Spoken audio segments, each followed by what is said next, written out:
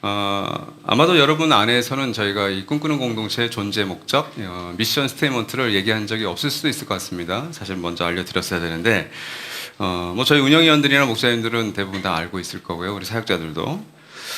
모든 네트워크 교회는 이런 존재 목적을 갖고 있습니다. 일종의 미션 스테이트먼트는 어떤 교회는 저희 나눔을 꿈꾸는 교회는 하나님 나라의 복음을 전수하는 공동체다. 이것이 우리의 교회 존재 목적입니다. 하나님 나라의 복음을 전수하는 것이 우리 꿈꾸는 공동체, 그리고 꿈꾸는 공동체에 이루는 우리 성도들의 미션이구나. 이렇게 생각하시면 될 것 같습니다. 이제 아셨죠? 우리의 미션이 뭐라고요?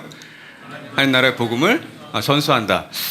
그럴 때 사실은 전수하는 무엇을 아는 것은 너무나도 중요합니다. 알아야 전수를 하죠.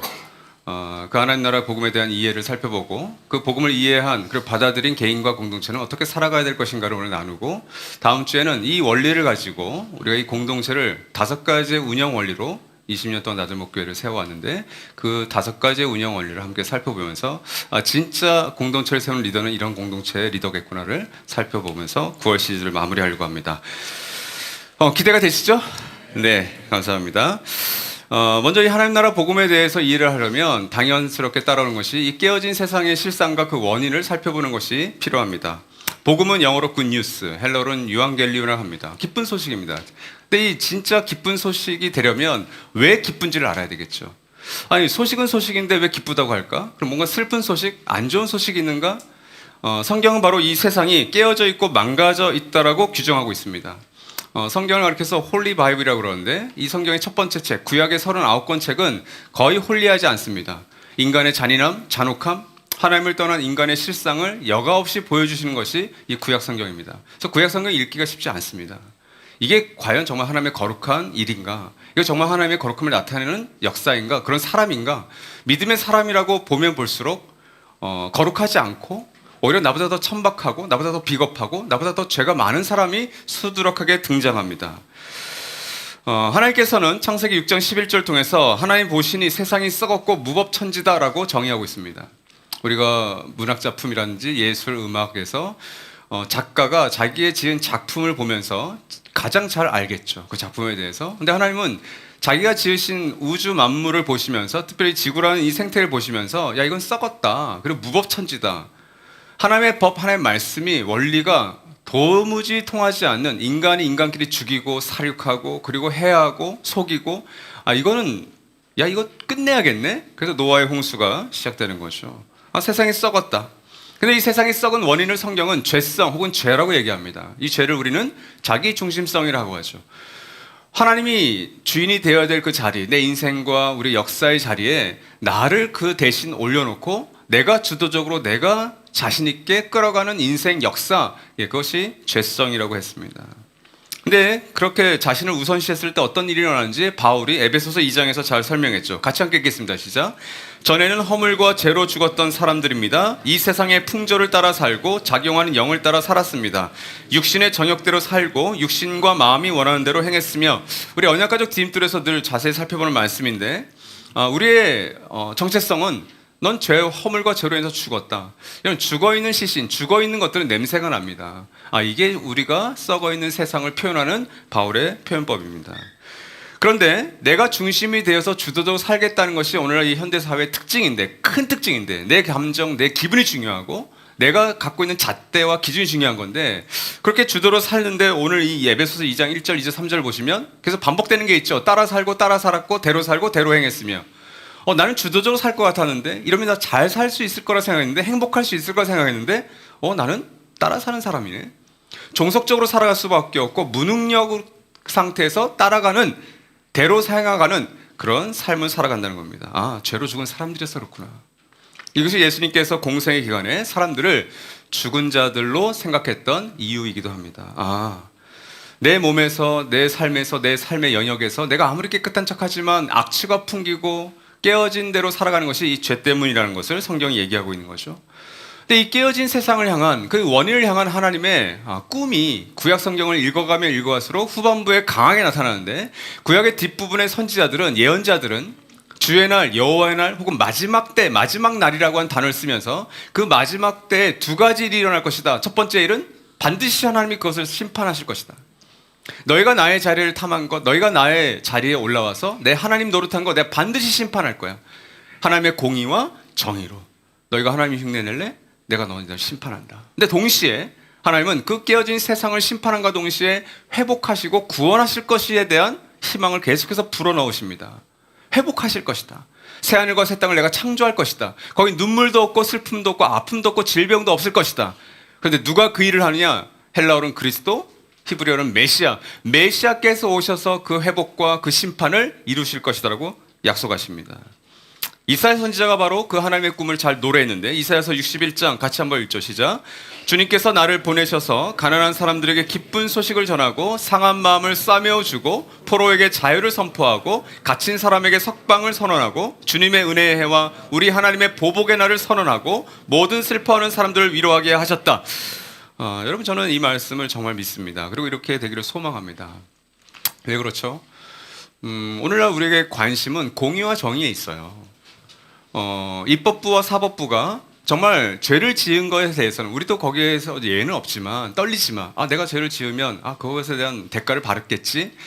그러나 누군가 죄를 저지르고 그 죄가 공개되든 공개되지 않든 이 법이 잘 적용되기를 바라요. 그래서 미국에서 일어나고 있는 혹은 일본 혹은 유럽 혹은 우리나라에서 일어나고 있는 그 사법 체계에 대해서 많은 사람이 관심을 갖고 있어요. 정말 공정하게 법이 집행됐으면 좋겠다가 우리의 마음이 그죠. 하나님 그렇게 하시겠다는 거예요. 모든 슬퍼하는 사람들을 위로하겠다. 그가 가진 자이든 갖지 못한 자이든 낮은 자든 높은 자이든 하나님의 공의예요. 그런데 어떻게? 주님의 은혜와 주님의 보복하는 날을 통해서. 그러니까 이사야 선지자가 얘기했듯이 심판의 날과 회복의 날을 통해서 모든 사람들을 내가 위로하겠다. 누군가에게는 그 심판이 위로가 될 것이고요. 누군가의 그 회복과 구원이 격려가 응원이 위로가 될 거예요. 이 얘기를 지금 하시는 겁니다. 바로 그 은혜와 보복의 날을 메시아가 이룰 것이다. 거기 전반적으로 보시면 가난한 사람들에겐 굿뉴스, 기쁜 소식을, 상한 마음은 싸매어 주시고 포로된 자에게는, 감옥에 있는 자에게는 석방과 해방을 줄 것이다. 이것이 구원입니다. 이것을 메시아가 이루신다고 하는데 구약의 39번째 말라기서가 끝나도 메시아는 오지 않으세요. 구약의 그 긴 시간 동안 메시아는 안 오세요. 놀랍게도 말라기가 끝나고도 400년 동안 메시아가 안 오세요. 저희가 일제강점기를 약 34년 동안 겪었습니다. 왜 밀정이나 암살이라는 영화를 보시면 왜 그 친일파들이 왜 독립의 운동에 투신하지 못하고 그 독립투사를 죽여야만 했을까요? 독립이 안 보였으니까. 그 보이지 않는 독립 때문에 아마 여기 있는 우리 대부분도 어쩌면 부역을 해야 될 수도 있었던 상황이 아마 그 역사적인 아픔이었을 겁니다. 근데 여기 400년이에요. 그리스도가 메시아가 오신다고 했는데 400년 동안 안 오세요. 도대체 언제 오시는 겁니까? 바로 그 메시아가 오신 때를 마가복음 1장 15절 이렇게 얘기하는 겁니다. 때가 찼다. 하나님 나라가 가까이 왔다. 회개해라. 복음을 믿어라. 예수님의 거의 첫 설교의 메인 센텐스입니다. 때가 찼다. 이 역사가 흘러가는 크로노스의 시간 속에서 카이로스, 하나님의 디바인 타임, 하나님의 거룩한 그 때가 왔다. 이제야 그 말라기서가 끝나고 400년 동안 소망했던 메시아 그리스도가 이제 왔다라는 것이 때가 찼다는 겁니다. 이제 드디어 메시아가 심판하시고 회복하시겠구나. 하나님의 꿈, 하나님의 희망이 회복되겠구나. 그 일이 시작된 겁니다. 그것이 예수 그리스도입니다. 하나님은 이 일을 어떻게 이루십니까? 하나님은 당신을 반역했던 인간들을 심판하셔야 돼요. 진노와 죄로 말미암아 허물의 자식들을 죽여야 되는데 그 십자가에서 당신의 아들이었던 예수 그리스도께서 직접 그 메시아께서 심판을 먼저 당하십니다. 그 심판을 당하심으로 진노를 다 자신의 몸에 쏟아 부으심으로 회복을 어떻게 이루세요? 그 예수 그리스도의 이루신 일, 하나님의 이루신 일을 믿음으로 말미암아 그 은혜로 인하여서 우리가 구원을 받게 되는 것. 그것이 회복의 날이었어요. 그것이 십자가 사건입니다. 로마서 5장 8절이 잘 그려낸 말씀이죠. 같이 읽읍시다. 시작. 우리가 아직 죄인 되었을 때 그리스도께서 우리를 위하여 죽으셨습니다. 이리하여 하나님께서는 우리들에 대한 자기의 사랑을 실증하셨습니다. 이것이 십자가의 의미예요. 우리가 아직 죄인 되었을 때, 다른 표현을 원수 되었을 때 하나님께서 예수 그리스도를 통해서 우리를 위해 죽게 하셨다. 그게 십자가라는 거죠. 그 십자가는 뭐냐? 우리들에 대한 하나님의 자기 사랑의 확증 혹은 실증이다. 십자가는 이런 의미라는 거죠. 하나님의 심판이 임한 고심과 동시에 하나님의 구원과 회복이 만나는, 마주치는, 첨예하게 부딪히는 장소라는 거죠. 그게 십자가예요. 십자가의 앞면에 예수 그리스도에 달려 돌아가시고 피 흘리시는 모습 때문에 우리가 슬퍼하고 아파하고 하지만 동시에 그 뒤에 못을 뚫고 들어가서 나의 손과 나의 발을 뚫은, 나의 옆구리를 뚫은 그 십자가를 봐야만 그 십자가의 의미를 제대로 알 수 있다는 것을 얘기하고 있는 겁니다. 아, 내가 십자가에서 죽었어야 되는데 그 십자가에서 예수께서 대신 돌아가 죽으시고, 그리고 그 죽으심을 통해서 내가 하나님의 자녀가 되는 구원의 회복의 역사를 내가 경험했구나. 예, 그것이 십자가의 의미였습니다. 교회는 그 십자가의 의미를 깨닫고 알고 믿었던 사람들의 모임이 교회인 것이고, 2000년 동안 그 개인과 교회를 통해서 이 하나님 나라의 복음, 십자가의 복음과 은혜는 우리에게 계승되어지고 전해져 왔던 것입니다. 그것이 저와 여러분이 이 자리에 앉아있는 이유이기도 합니다. 그 하나님 나라의 복음, 십자가의 복음을 계승하는 그럼 개인과 공동체는 어떻게 살아갈 수밖에 없는지, 먼저 그 개인이 되려면 먼저는 거듭나셔야 되는데, 첫 번째가 거듭나기입니다. 이 깨어진 세상의 실상과 그 원인을 보시게 되면 우리는 일단 절망하게 됩니다. 내가 그 실상에서 어떻게 살아갈 수 있지? 나의 힘과 나의 능력으로 이 죄의 문제, 내 자기 중심주의를 해결할 수 없어? 그래서 나는 어떻게 살아가야 되지? 내가 가장 사랑하는 자녀, 배우자, 부모님, 내가 가장 사랑하는 친구의 관계 속에서도 이 자기 중심주의 때문에 수없이 생각으로 짓는 그 죄들, 행함으로 짓는 죄들, 들키지 않았지만 그런 죄들 가운데서 나는 어떻게 살아가야 되지? 그런 절망 가운데 있게 되는 거죠. 우리 선택을 하게 되어 있는 겁니다. 그 선택은 나의 상상력과 감정이 아니라 나의 이성과 나의 논리에 가깝다라는 것이 많은 신학자들과 많은 믿음의 선배들의 이야기입니다. 무조건 세게 믿는 것, 강하게 믿는 것, 그것은 다른 기타 여러 종교에서, 이단에서도 흔하게 나타나는 현상이고, 우리의 이성과 우리의 상식과 우리의 논리를 사용해서 기독교가 말하고 있는 기쁜 소식이 정말 나와 우리에게, 이 세상에 내 자녀에게, 내 다음 세대에 물려줄 진짜 좋은 소식이구나를 내가 논리적으로 받아들이는 것, 그것이 믿음입니다. 그것이 신앙생활이에요. 그러니까 두 가지가 필요합니다. 첫 번째로는 진지한 성찰이고, 두 번째는 진실한 결단인데, 진지한 성찰인 게 무엇일까요? 우리가 오늘 드리는 이 찬리와 함께한 예배가 바로 그 찬리에 규정하는 거죠. 진지하게 자신의 인생의 어려움과 문제와 아픔 앞에 이 답이 뭘까? 나 이 자기 중심성을 표현되는 죄성을 나 해결할 수 없는데, 난 은밀한 생각들, 은밀한 죄들을 내 마음속으로 늘 짓고 살았는데 하루도 수없이 이 문제를 해결할 수 없을까? 나 이렇게 살다가 죽을 수밖에 없는 건가? 그 고민들을 하고 기독교에서, 교회에서, 공동체에서, 내가 아는 크리스찬 친구 가운데, 배우자 가운데 그 문제를 같이 대화하고 찾는 과정, 그분들이 찾는 이시죠. 때론 가난한 성도들도 찾는 이시겠죠. 교회 공동체에서 상처를 받은 것 때문에 건강한 공동체를 찾아서 떠돌아 다니실 수 있는 그런 분들까지도 찾는 일 겁니다. 그분들은 진지한 성찰을 하시는 거예요. 이런 진지한 성찰을 하셨던 분들이 아마 이 꿈꾸는 공동체도 많이 계실 겁니다. 그 가운데 아마 세례를 받으신 분들이 이런 진지한 성찰을 반드시 하셔야만 그 다음 단계에 갈 수 있기 때문에 세례 받으신 분들의 좀 간증문을 다시 한번 읽었어요. 그 중에 한 분에게 허락을 받고 그분의 진지한 성찰을 여러분께 소개해 드립니다. 꿈꾸는 교회에서 드렸던 예배와 말씀은 많이 혼란스럽게 했습니다. 당신을 혼란스럽게 했대요. 예배 드리고 말씀 듣는데 그 이유가 지난 신앙생활을 뒤돌아보면 사람들의 관심과 기대와 칭찬이 좋아서 했던 거짓된 시간인 것만 같았습니다. 주님을 떠나 있을 때보다, 그러니까 이분은 교회 생활을 한 몇 년간을 교회를 떠나 계셨었어요. 더 괴롭고 슬프고 허무했습니다. 앞으로 어떻게 신앙생활을 해야 할지 몰라 막막했습니다. 이렇게 기도하셨습니다. 하나님, 이제 저는 어떻게 하실 건가요? 저의 신앙생활은 정말 아무것도 아닌가요? 그 많은 기도와 눈물은 다 거짓이었나요? 저는 잘 몰랐어요. 아무도 가르쳐주지 않았어요. 그냥 믿으라고 해서 믿었고 해야 한다고 해서 한 거예요. 전 너무 억울해요. 하나님을 향한 원망과 푸념뿐이었습니다. 이 자매님은 이 꿈꾸는 공동체에서의 예배, 또 말씀, 또 세례교육, 또 공동체를 통해서 진지한 성찰을 통해 이 문제가 나의 죄성과 자기중심성이구나, 그것인것 신앙생활을 잘 해오고 계십니다. 자신을, 또 자신의 이 세상에 대한 진지한 성찰 이후에 우리는 반드시 진실한 결단을 해야 되는데, 이런 영역이죠. 우리가 하나님을 믿었기 때문에 하나님과의 관계를 더 알아가고 쌓아가고 누리는 것이 필요 없는가? 이런 겁니다. 내가 누군가 친구가 되었기 때문에 그 친구가 된 사람과 더 이상 알아가고 관계를 맺지 않는다면 어떤 일이 일어날까요? 관계가 아마 끊어질걸요. 내가 남편과 아내와 결혼했기 때문에 이제 내 거네, 이제 우리 가정이네, 부부네, 나 그 사람을 더 알아갈 필요가 없어? 나 저 사람의 다름과 틀림까지도 내가 용납하고 용서할 필요가 없어? 부부관계는 분명히 파국을 맞게 됩니다. 그렇죠? 네, 오늘 아는 자 어디가 여기 계시는군요. 우리 다스릴 자매가 오랜만에 이제 나왔어요. 다스릴 자매와 저와 인격적인 관계가 있습니다. 작년인가요? 우리 다스릴 자매가 제 입술이 터진 걸 보고 저한테 이 립밤 하나를 선물해 주셨어요. 그래서 지금도 제가 들고 다녀요. 저는 이게 떨어질 때까지 씁니다. 최근에 누가 하나 더 주셨는데 이거 쓸 때까지. 그래서 제가 다스릴 이거 다시 잘 쓰고 있다. 인격적인 관계를 맺고 있는 거죠. 만약 여러분 제가 이거 뭐 받고 그냥 끝나고 그 다음에 제가 뭘 줬습니까? 안 줬군요. 누굴 줬지 내가? 네, 꼭 연말에 가기 전에 선물해 드릴게요.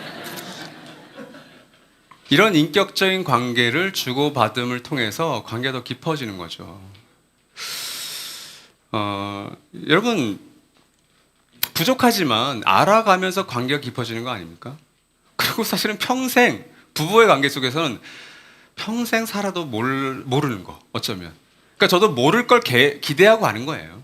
다 안다? 아내를, 남편을 뭐 그런 일은 아마 없을 것 같습니다. 다만 우정이 깊어지고 저희 어른들께서 얘기하셨던 미운정, 고운정이 또 생기는 게 아닌가도 싶습니다. 빌립보서 3장 12절에서 사도 바울은 이 결단을 잘 알고 있었어요. 같이 읽죠. 시작. 나는 이것을 이미 얻은 것도 아니며 이미 목표점에 다다른 것도 아닙니다. 그리스도 예수께서 나를 사로잡으셨으므로 나는 그것을 붙들려고 쫓아가고 있습니다. 사로잡으셨다라는 게 두 가지 쓰이는 건데 두 가지 의미입니다. 물리적으로 뭔가를 내 손으로 붙들었다. 그러나 그 이면적인 의미는 이 두 번째 의미로 사용한 겁니다. 어떤 사람과 어떤 사물, 어떤 대상을 내가 터득하고 알아간다는 뜻이에요. 바울은 지금 두 번째 의미로 쓴 겁니다. 인격적인 바탕을 관계로 해서 내가 하나님을 알아가고 있다. 그런데 그 하나님이 나를 먼저 사로잡아 주셨어. 나를 먼저 터득하고 알아가 주셨기 때문에 내가 이제 하나님을 사로잡고 하나님을 터득하고 알아갈 거야. 이게 바울의 결단이었습니다. 그냥 결단은 내가 이제 주일 성수 해볼게. 내가 뭔가를 해볼게. 내가 교회 열심히 다녀볼게가 결단이 아니라 내가 무엇에 사로잡히느냐가 결단입니다. 내가 돈에 사로잡혀 있느냐, 내가 어떤 인간관계에 사로잡혀 있느냐, 내가 다른 것에 사로잡혀 있느냐, 그게 결단의 의미. 근데 사도 바울은 내가 주님께 사로잡혀 있겠다. 그것이 결단이었어요. 그래서 바울은 자신의 평생을 그 주님께 사로잡힌 상태로 쫓아가고 있었던 겁니다. 사실 이 말씀은 부활에 대한 소망으로 얘기하는 건데 뭐 문맥을 떼어서 읽어도 의미가 있는 것 같습니다. 나는 이제 예수님께 내 인생이 사로잡히기를 바란다. 이게 결단이었습니다. 이게 신앙의 출발입니다. 이렇게 신앙을 출발하고 이렇게 거듭난 사람들은 반드시 자라나게 되어 있는데 성장하게 되어 있어요. 생명은 우리가 부모님께 거저 얻습니다. 내가 원해서 얻는 게 아니에요. 그렇죠? 근데 그 생명을 내가 잘 관리하는 건 나의 선택과 결정입니다. 영양분을 공급하고 건강을 위해서 운동을 합니다. 영적인 거듭남도 비슷합니다. 영적으로 내가 거듭난 이후에 생명을 얻은 다음에 그 생명을 내가 어떻게 잘 유지할 것이냐, 여러분 개인의 선택과 결정. 내가 좋은 것을 먹고 마시느냐, 좋은 것을 볼 거냐, 좋은 걸 들을 거냐, 내 선택과 결정에 따라 있는 겁니다. 그래서 인생 전체에 걸쳐서 어떤 영역에서 내가 여전히 아이처럼, 또 어떤 영역에서 내가 정말 어떤 노인처럼 경험 많은 것이 우리의 통합적으로 사실은 나타나는 것이 신앙생활이기도 합니다. 사도 바울은 이 성숙과 성장이 필수적임을 알았고 어디에 목표와 목적을 두어야 될지를 잘 알았던 사람인데 에베소서 4장 13절입니다. 우리 모두가 하나님의 아들을 믿는 일과 아는 일에 하나가 되어서 온전한 사람이 되어 그리스도의 충만하심의 경제까지 다다르게 됩니다. 사도 바울의 목표는 그리스도의 온전하심이었습니다. 온전한 사람. 근데 그 온전한 사람 구체적으로 그리스도의 충만하심. 여러분에게 물을 때 여러분의 충만함, 그러니까 내 힘이 가장 절정이고 내 지식이 가장 파릇파릇 빛날 때가 언제셨어요? 그게 절정이에요. 그게 충만하심의 경지입니다. 예수님도 그럴 때가 있으셨겠죠. 뭘 해도 지치지 않고. 그렇죠. 우리 뭐 형제님들은 뭐 10대 말, 20대 그때 뭐 철을 무쇠를 씹어 먹어도 며칠 몇 박을 해도 피곤하지 않은. 너무 과장된 겁니다. 피곤할 겁니다. 우리 자매님들, 내 모습이 가장 찬란했을 때, 내 생각과 내 모든 것이 가장 화려하고 아름다웠을 때, 아마 그때가 충만하심의 경지겠죠. 온전하다, 완전하다 굉장히 중요한 단어죠. 예수께서 너희 아버지처럼, 하늘에 계신 아버지 하나님처럼 완전하라 했던 그 완전함, 텔레오스라는 단어입니다. 그것이 충만하심의 경지. 아, 그 완전한 사람의 본이 바로 그리스도의 충만하심의 경지구나. 결국 이 말을 다시 설명하면 진짜 사람이 되는 것, 예수를 닮은 사람 되는 것, 혹은 진짜 사람 냄새 나는 사람이 되는 것, 그것이 우리의 신앙의 생활의 목표라는 겁니다. 그래서 우리 꿈꾸는 공동체 안에서는 하나님, 자기 자신, 공동체, 세상과의 관계에서 내가 쌓아가겠다. 하나님과의 관계에서 내가 열심히 신앙생활 교회 안에서만 하는 것이 아니라 내 자신을 돌아보고, 그리고 내 자신 밖에 있는 공동체와 세상과의 관계에서도 내가 그리스도인으로서 살아가겠다. 그것이 우리의 목표이기도 합니다. 그래서 우리는 그리스도를 닮아가는 겁니다. 그게 신앙생활이에요. 이런 하나님과 자기 자신과 세상과의 깊어짐이 없는 관계에는 정치적인 종교적인 이데올리에 심취된 열성적인 지지자와 별다를 바가 없다는 걸 미리 경고드립니다. 그것이 자라나는 데 필수예요. 그리고 이렇게 진짜 좋은 것을 알면서 자라나는 성도들은, 그런 사람들은, 그런 개인은 나누게 되어 있습니다. 전수학입니다. 아이들의 특징 가운데 하나는 It's mine, 내 거야 이거죠. 신앙적으로 성숙할 때도 아이를 넘어서 이제는 내 동생에게, 내 주변에 있는 사람에게, 가정교회 내 아우들에게 뭔가 나눠줄 수 있는 거예요. 그게 어른의 특징입니다.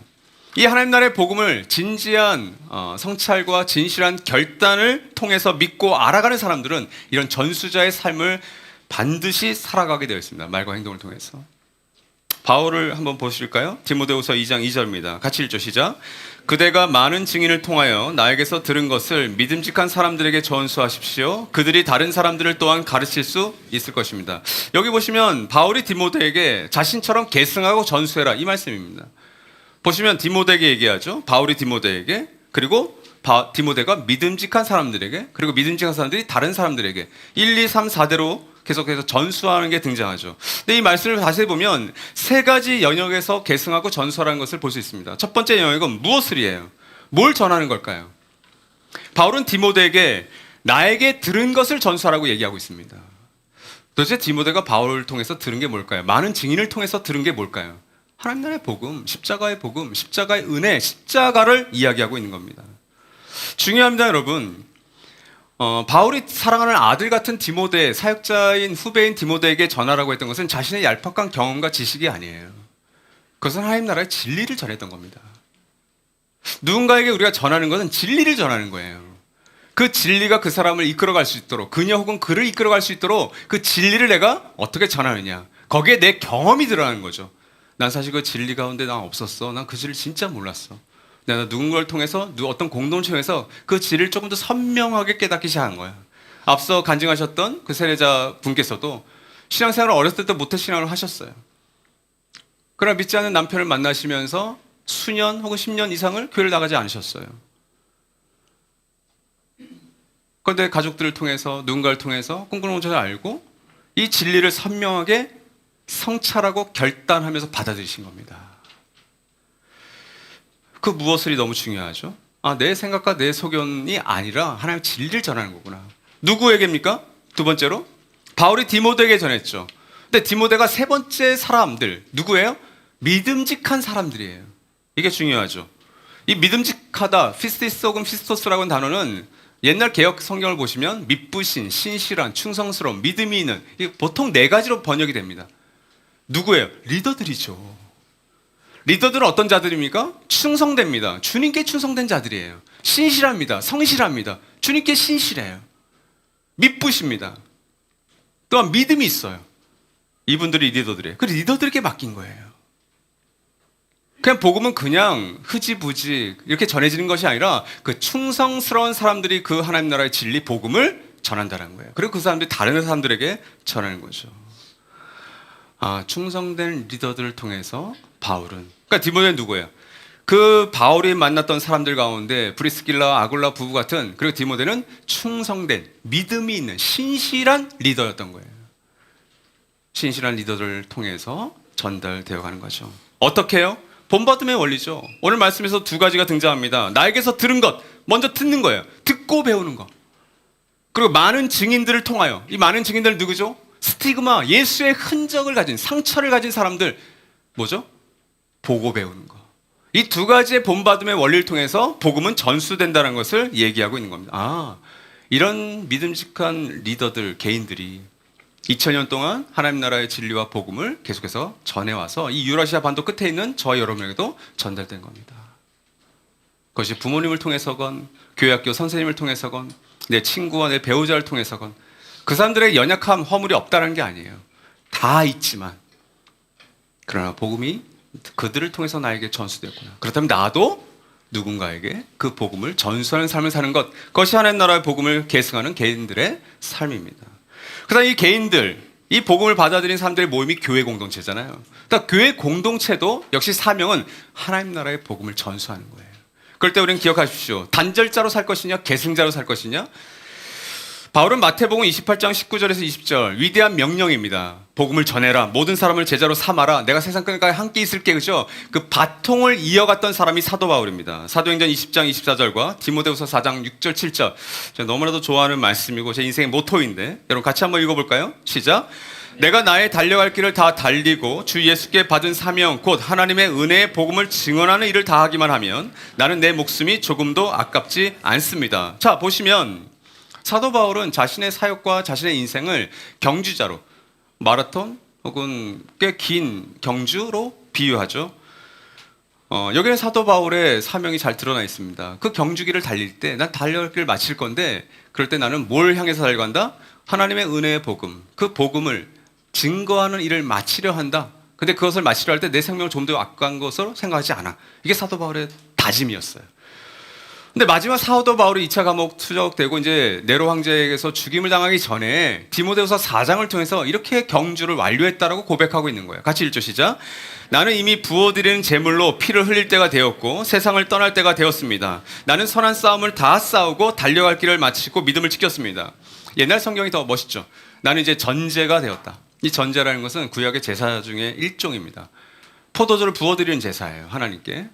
그러니까 지금 포도주를 붓는 제사처럼 이제 바울은 내가 목이 떨어지건 내가 어떻게 죽건 내 피로 하나님께 제사드릴 날 마지막 때가 되었다. 근데 내 달려갈 길 다 마쳤다. 근데 마지막 피니시 라인에서 뭐라고 했죠? 난 믿음을 지켰다. 대단한 고백 아닙니까?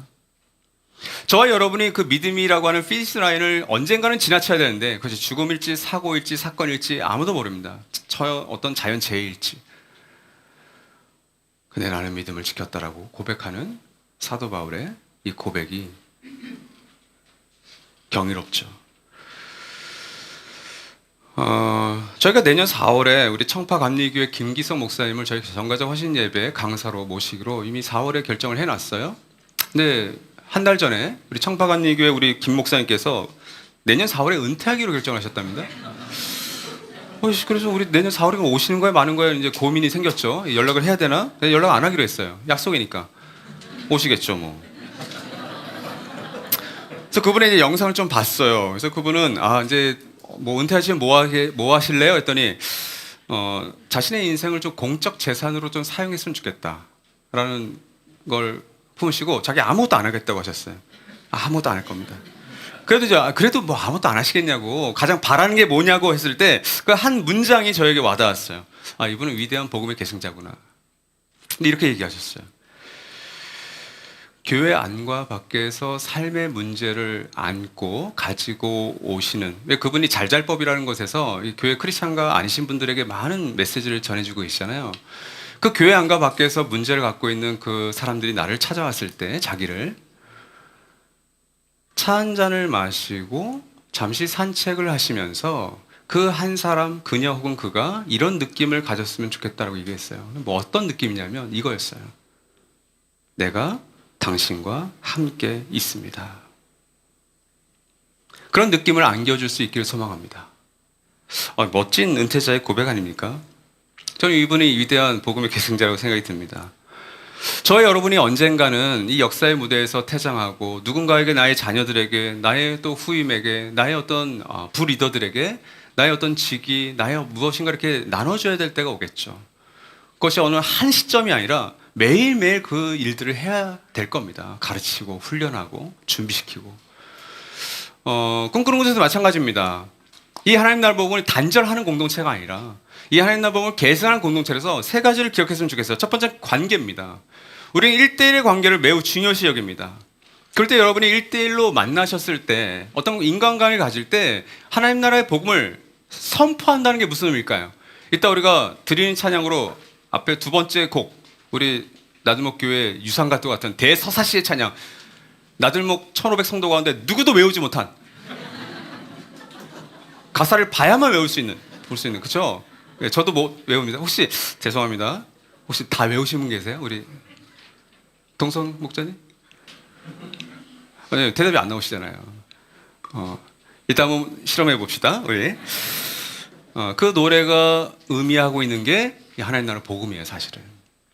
내가 만나고 있는 누군가의 만남 속에서 얘기해 주셔야 됩니다. 하나님 나라 선포한다는 이거예요. 야, 내가 지금 이 두 발을 딛고 서 있는 이 땅, 우리 소위서 이경진 목사님께서 튼튼하게 지어놓은 이 뭐죠? 마룻바닥?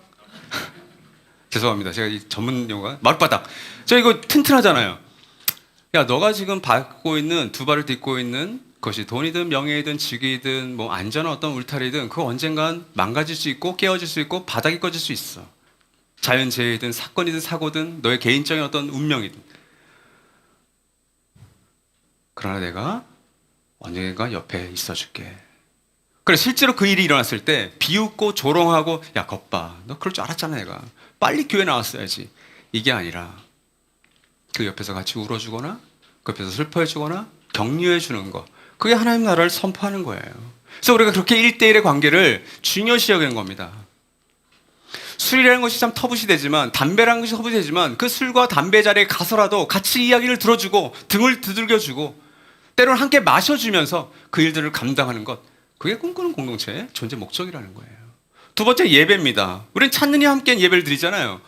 마지막 다음 주가 이제 공동체 예배. 한 달에 한 번은 공동체 예배에서 뭐 찬양도 좀 길고 때로는 박수도 치고, 또 우리 태진 형제, 오늘도 나올 수밖에 없군요. 우리 태진 형제가 이렇게 참 조용히 찬양하는 것 같지만 그날은 또 이렇게 막 이렇게 하진 않지만 뭔가 이렇게 신나게 하려고 하잖아요. 그럼 공동체 예배고, 하나님 나라의 가족 공동체는 이렇게 마음껏 찬양하고 기뻐할 수 있구나. 그러나 1, 2, 3주만은 우리가 이 교회에 익숙하지 않은 손님들, 찾는 이들을 배를 하면서 그들이 깜짝깜짝 놀라지 않게 해드려야 되겠다. 마무리 드린 예배를 통해서 한 4명의 가족들이 지난 한 주 동안 그 말씀을 통해서 예배를 통해 어떤 걸 깨달았는지를 조금 소개하는 거죠. 어두운 배경을 하고. 이런 것들이 찾느니와 함께한 예배입니다. 나의 찾느니, 나의 손님들, 나의 사랑하는 사람들, 아직 이 기독교의 진리에 익숙하지 않은 사람들을, 가난한 성도들을 이 예배로 초대해서 그분들에게 하나님의 말씀을 들리게 하고 이 예배를 소개하는 것, 그것이 우리의 예배의 목적이기도 해요. 뭐 하나님께만 영광 돌린다, 그건 너무 중요한 거고, 그러나 이 예배를 통해서 하나님의 영광과 우리 성도들 간의 교제와 이 교회는 분위기가 뭔가 있구나, 그것들을 알리는 거죠. 세 번째는 공동체입니다. 우리가 왜 18개의 가정교회와 이 청년결들을 가지고 공동체를 흉내내고 공동체를 세워갑니까? 그 10명, 15명 정도 모이는 그 공동체 안에서, 그 5, 6명 모이는 작은 공동체 안에서 씨름하는 거죠. 그 안에 냄새도 날 겁니다. 왜? 우린 죽은 사람들이었으니까. 여전히 그 죄의 어떤 세상이 남아있어요. 근데 냄새는 나지만 사랑을 바탕으로, 인격적 관계를 바탕으로 때로는 다름을 받아주기도 하고, 때는 틀림을 용서하기도 하고, 그것이 공동체인 거죠. 모든 모임을 통해서 그 하나님 나라의 복음, 십자가의 복음을 믿고 살아가는 나의 말과 행동을 본으로서 보여주는 것, 그것이 공동체입니다. 그렇게 해서 계승하는 거죠. 두 번째는 관리자로 살 것이냐 양육자로 살 것이냐인데, 복음을 전수하는 공동체는 한 사람을 붙들고 씨름합니다. 우리 사역자들, 또 목사, 전도사, 그리고 마을지기, 우리 목자님들, 이분들은 직분과 계급이 아니에요. 이분들은 한 영혼을 붙들고 먹이고 키우는 엄마와 아빠에 가까운 존재입니다. 이것을 여러분 놓치시면 안 됩니다. 제가 이제 오늘 하늘가족 디딤돌 3강을 이제 강의하려고 미리 준비를 하는데 어떤 한 부분에 딱 걸렸어요. 이 가정교회 구성원들을 소개하는 구절인데, 우리 몇 개까지, 14기까지 왔으니까 14기까지 다 그거 들으셨어요. 근데 그렇게 중요하게 여기지는 않으셨을 거예요. 그게 뭐냐면, 목자님들은 엄마 아빠, 언약가족들은 영적 청소년, 청년, 그리고 하늘가족은 영적 아이. 우리 하늘가족분들 너무 불쾌하지 마십시오. 근데 제가 불쾌했어요. 이게 좀 왜 이렇지? 이런 생각이 들었어요. 왜 목자님들이 영적 엄마와 아빠라고 할까요? 그건 직분과 계급이 아니에요. 엄마 아빠의 책임과 권한을 가지라는 거예요. 언약가족분들께서는 내 가정교회 안에서 영적 청년다운 책임과 권한을 가지라는 거예요. 그래 하늘 가족께서는 아이로서 미성숙하고 이게 아니라 아이답게 많은 것들을 누려라, 돌봄을 받아라 그런 의미예요. 이게 직분이 되고 계급이 되면 그만큼 고약한 건 없습니다. 그것을 놓치지 마십시오. 그것을 사도 바울은 데살로니가 전서 2장에서 이렇게 얘기합니다. 우리 7절을 먼저 한번 읽어볼까요? 시작. 물론 우리는 그리스도의 사도로서 권위를 주장할 수도 있었습니다. 그러나 우리는 여러분 가운데서 마치 어머니가 자기 자녀를 돌보듯이 유순하게 처신하였습니다. 자, 7절 말씀 보시면 데살로니가 교회 성도들 가운데 어려움이 생겼습니다. 근데 바울은 자기가 그리스도의 사도임을 알고 있었어요. 늘 사도성을 증명하잖아요. 그리스도의 사도가 얼마나 대단합니까? 아니, 바울이 여기 오시면 우리 대표 목자직 다 내려놔야죠. 다시 한번 바울에게 다 배워야죠. 그렇지 않습니까? 뭐 바울이 오셔도 그냥 제가 대표 목사 계속 하시라고요. 감사합니다. 바울은 이렇게 얘기하는 거예요. 내가 그리스도 사도로서 권위 주장할 수 있어. 근데 나는 너희들을 어머니로서, 자녀를 돌보는 어머니로서 너희를 돌봐. 이게 바울의 리더십이었어요. 근데 어떻게 바울은 그렇게 할 수 있었는가? 8절에 있죠. 같이 읽죠. 시작. 우리는 이처럼 여러분을 사모하여 여러분에게 하나님의 복음을 나누어 줄 뿐만 아니라 우리 목숨까지도 기쁘게 내줄 생각이었습니다. 그것은 여러분이 우리에게 사랑을 받는 사람이 되었기 때문입니다. 바울이 왜 이렇게 했죠? 사랑하는 관계였으니까. 사모하는 관계였으니까. 하나님 나라의 복음을 나누어 줄 뿐만 아니라 이것도 너무 중요해요. 지식의 머리로 전해줬어요. 그러나 더 중요한 건 뭐예요? 목숨까지도 기쁘게 내어줄 수 있다. 이게 바울의 어머니, 아버지로서의 영향이었습니다. 복음을 전하는, 차갑게 전하는, 잘 전하는 지식의 전달자가 아니라 목숨까지도 전할 수 있는 그런 양육자였구나. 그게 바울의 모습이었죠. 뭐 2부 예배는 뭐 제가 앞에 좀 앉아 있고 또 늦게 오신 분들이 좀 있기 때문에 뭐 그분들 들어오시는 걸 제가 다 보지 못하지만 이제 나가는 건 제가 보죠. 보통 악수도 해드리니까. 근데 1부 예배는 제가 뭐 다 보여요. 이제 오시는 분들이 늦게 와도 보여요. 1부 예배는 드린 채표가 좁기 때문에 누가 늦는지 다 보여요. 근데 누군가 이렇게 들어오죠. 한 분씩 들어올 때 저는 뭐가 보일까요? 그분들에게.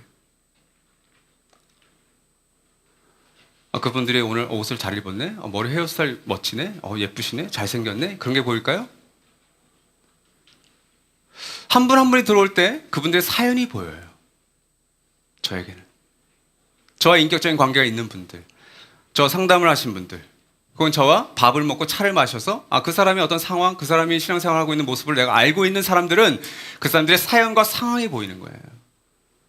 저분도 오셨구나. 오실 수 없는 환경이고 상황이신데 저렇게 오셨구나. 그래서 때로는 그냥 눈물이 흘 때가 있어요. 속으로. 때로는 그냥 감사하고 기쁠 때가 있어요. 그게 양육자입니다.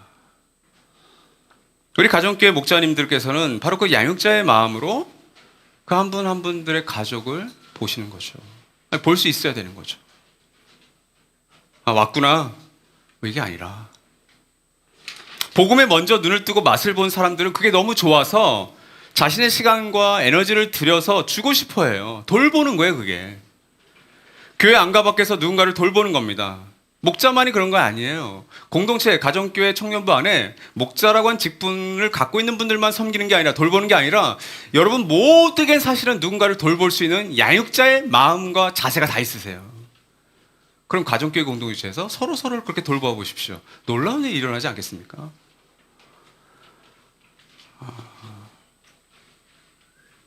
저희 김은중 목사님 지금 이제 은중 목사를 모르는 사람도 이제 모르는 세대가 이제 계시는 거예요. 이제 모르는 세대가 이제 생기는 겁니다. 은중 목사님이 저랑 20년 동안 관계를 맺으면서 그분이 우는 걸 제가 딱 2번 들었어요. 다 보지도 않았어. 2번 울었다고 제가 들었어요.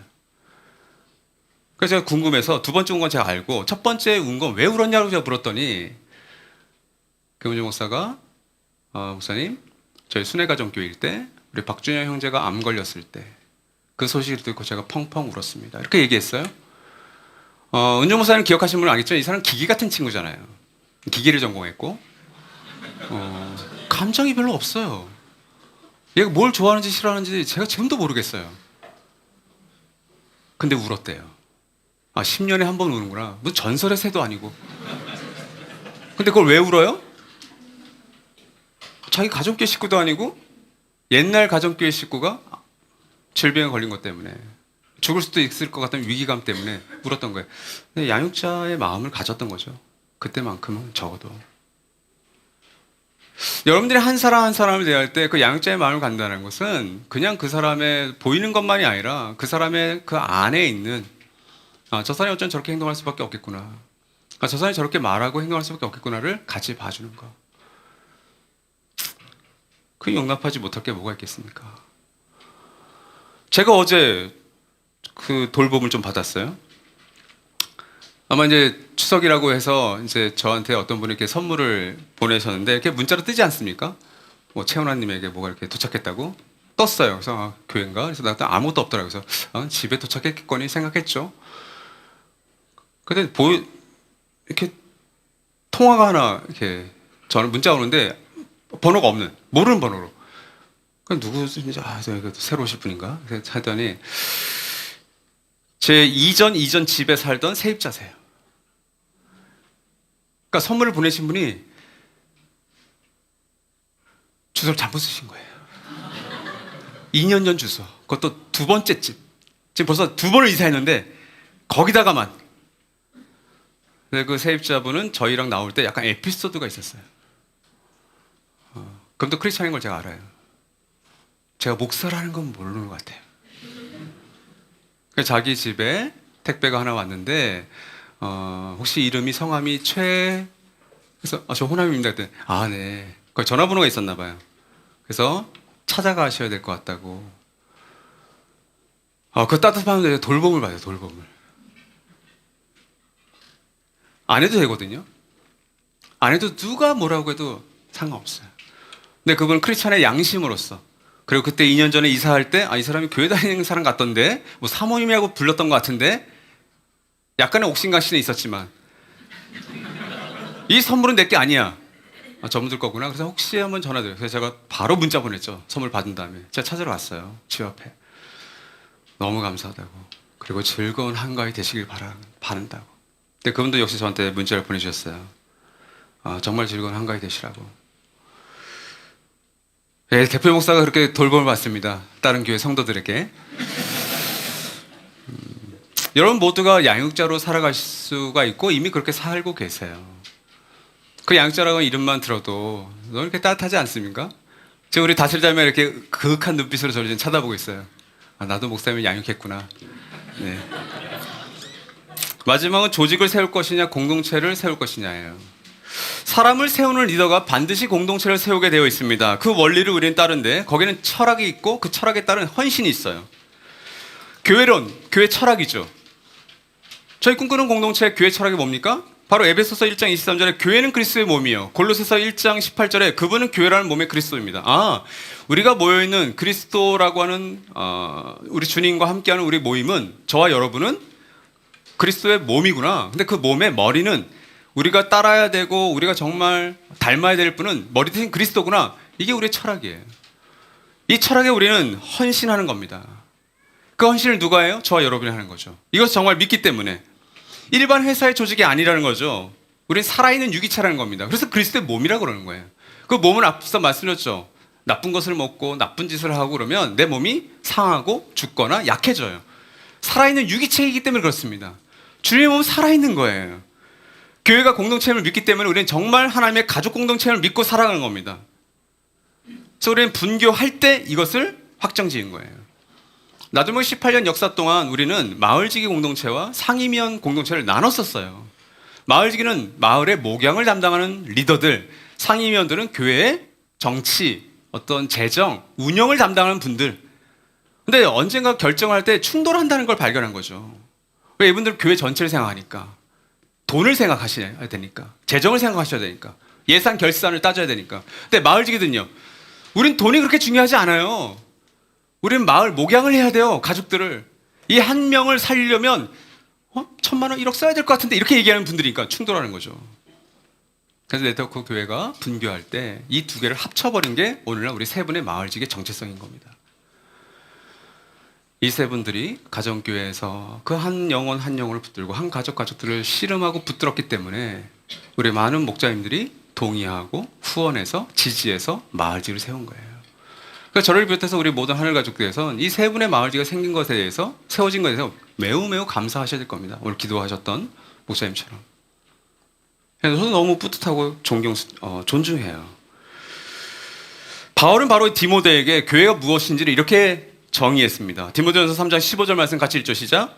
만일 내가 늦어지더라도 하나님의 가족 가운데서 사람이 어떻게 처신해야 하는지를 그대가 알게 하려는 것입니다. 이 가족은 살아계신 하나님의 교회요 진리의 기둥과 터입니다. 교회는 하나님의 가족이야. 진짜 가족이야. 물론 가족도 이렇게 서먹서먹하고 대면대면 할 수 있지만 우리는 그렇게 믿고 한번 살아보려고 해. 이거예요. 그래서 저희가 마을지기들을 정말 좀 다 아시겠지만 형 동생 하잖아요. 제 친구 1명, 제 동생 2. 그래서 앞서 우리 1부 때 여성 마을지기께서 부부가 저 뒤에 앉아 있더라고요. 그래서 그 가족께는 오늘 1부 예배 드리고 김밥 같이 말아먹기로 했다고. 김밥 말아먹는 게 맞죠? 김밥 둘러먹기로 했다고. 제가 물어봤어요. 거기 남편 되신 형제한테.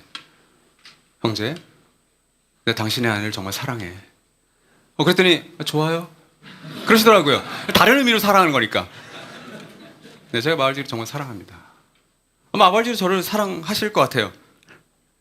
아멘이 안 나오는군요. 그래서 근데 그냥 가족처럼 살아가려고 노력하는 거죠. 가족처럼. 디모데와 디도를 바울은 아들로 불렀습니다. 그다음에 부모의 고된 헌신이 따르겠죠. 바울은 그 헌신을 감당했어요. 오늘날 교회가 개인주의 영성과 익명성과 무명성과 효율적인 어떤 시스템으로 제도화된 교회를 만들어가고 있는데 거기에 우리가 약간 저항해서 그렇게 특별한 건 아니지만 이게 너무 하나님의 가족이라고 하는 정체성이 우리에게 선명하기 때문에 나와 다르고 나와 틀린 사람들과 그래도 공동체를 우리 목사님들이 다 완벽하지 않아, 완전하지도 않아, 부족함이 있어, 허물이 있어, 실수도 해, 실패도 하셔. 그러나 교회가 위임해서 하나님께서 우리의 양떼를 맡기라고 세워주셨으니 우리가 거기에 때로는 순종하고 때로는 디베이트도 하고 때로는 같이 협력해서 나아가는 거지. 그것이 하나님의 가족임을 우리가 믿고 있는 거죠. 진실한 관계를 세워가는 겁니다. 레리 크랙 교수는 자신의 상담으로 심리로 많은 치료와 회복을 일으켰던 분이에요. 근데 한계가 있다는 걸 발견했어요. 그 상담과 치료로도 안 되는 게 있구나. 공동체구나. 파커제의 파머도 마찬가지입니다. 정치가고 교육가지만 교육과 정치가 안 되는 게 있구나. 공동체네? 이게 그들의 대답이었어요. 이제 초고령 사회가 되어갈 겁니다. 이 노년의 문제를 어떻게 할 거죠? 우리 지금 다음 세대, 120명 되는 다음 세대 문제를 우리는 실험하고 있지만 앞으로는 정반대로 120명의 노년들을 신경 쓰셔야 될 거예요. 그 노년들의 해결도 공동체에 있다라고 얘기하는 게 일본과 서구 유럽의 미국의 답이에요. 해결책이에요. 우리는 그런 공간, 그런 장소를 어쩜 구해야 될지를 모르겠어요. 그것이 공동체입니다. 그래서 레리 크랩은 세상에서 가장 안전한 공동체가 모든 사람에게 필요하다고 그랬어요. 너무 거창하지만 그래도 가정교회 안에서는 목자님들과의 대화와 만남 속에서는 이 사람이 진짜 잘 되기를 바라는 아가페의 마음으로 얘기를 들어주고 얘기를 해주고 그것이 레리 크랩이 얘기했던 세상에서 가장 안전한 공동체입니다. 여기에는 우리의 헌신이 필요한 거죠. 정말 그렇게 믿어주셔야 돼요. 그리고 나의 부끄러움과 나의 수치와 나의 낯을 거기서 오픈하고 나누는 거죠. 사랑하는 여러분, 저는 이 사람 혹은 저 사람처럼 늙었으면 좋겠다는 소망을 갖고 있습니다. 아름답게 나이가 들어가시는 분 혹은 아름답게 나이가 들었던 분 혹은 돌아가신 분이건 생존하신 분을 보면 거기에는 엄청난 헌신이 따른 고된 노력과 훈련이 필요하다는 것을 알게 돼요. 그게 거저 주어지는 게 아니구나. 사랑하는 여러분, 그런 아름다운 향기가 나는 사람으로 늙어갈 수 있는 우리 개인과 우리 나도 꿈꾸는 공차 이제 5년 차인데 그 뒤에 공이 정말 하나 더 붙어서 50년 되는 공동체가 되었을 때 우리 개인만이 아니라 나도 꿈꾸는 공동체의 문화와 우리 사람을 리더를 세워가는 그 분위기가 많은 교회 밖의 사람들에게도 저기는 뭔가 다르구나.